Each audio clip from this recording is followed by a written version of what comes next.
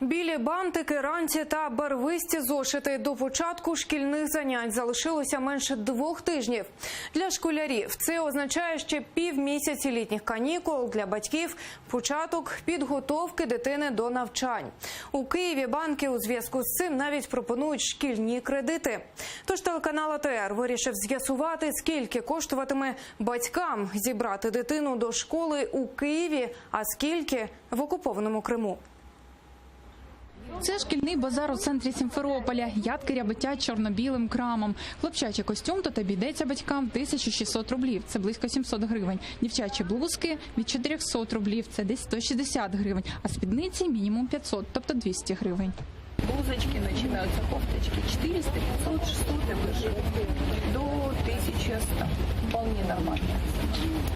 А це Троєщинський ринок у Києві. Хлопчачий костюм тут можна придбати за таку ж ціну, як у Сімферополі. Школьная форма от 700, 1250, 1300. Пиджаки, брюки, костюм школьный. Оце 700 гривень? Да. А ось дівчачі блузки та спідниці. Мне очень нравится. У Києві вони трохи дорожчі, ніж на півострові. Блуза от 200 гривен до 500. Стиль джерси, значит, цена от 200 гривен до 300 гривен. Это такая на каждый день, на хлопок, она подшита на хлопке, все приятно, все натуральное. Юбочка 250 гривен. Зі звірями, зірками або геть прості. За зошит у Криму доведеться викласти від 10 рублів, це 4 гривні. За щоденники – від 80 рублів, це близько 30 гривень. Но цены все от того года совершенно не отличаются. У Києві тенденція цього року – щоденник у вигляді шматка ламінату чи плитки, а ще ось такі в стилі диско, але вони з найдорожчих. Загалом же канцелярія тут дешевше від кримської. Обычный щоденник, вот, то есть без всяких рисунков, без ничего, это у нас стоит 5 гривен. Начиная от 5 гривен, заканчивая до 100. То есть очень большой ассортимент у нас. Дешевое не покупают. Вот ручки, которые вот по гривне, они не покупают. Вот эта ручка гривна стоит тут на опте у нас. Говорят, дайте подороже. Для того, аби було куди складати шкільне начиння, не обійтися без рюкзака. У Криму вони коштують по кілька тисяч рублів. 1700, 2500.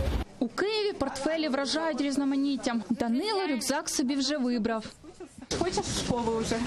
Да, хочу. Ну, потому что они соскучились за ребятами, за друзьями. А за учебою соскучився? Не сильно.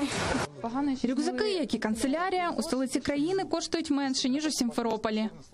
Самый дешевле 100 гривен. Это порядка 100 гривен.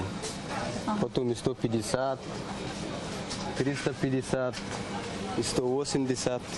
Вот так, потом 400-450. Скуповувальна шкільна кампанія тільки набирає обертів. Ми запитали у батьків в Києві та Криму, скільки вони планують витратити із сімейного бюджету грошей, аби зібрати малечу до школи. Ну, если одеть с канцелярией вместе, ну, где-то 10. Ну, думаем, что где-то в 1000, наверное, может, чуть больше вложимся. А, это с канцелярии совсем, да? Да. 1500, я думаю. Как можно на ребенке экономить? І хоч для батьків це серйозне випробування для сімейного бюджету, проте свято ніхто не відміняв. Тому і малечі, і дорослі вже в передчутті 1 вересня. Ріана Алієва, Нікіта Проскурін, Заман, АТР.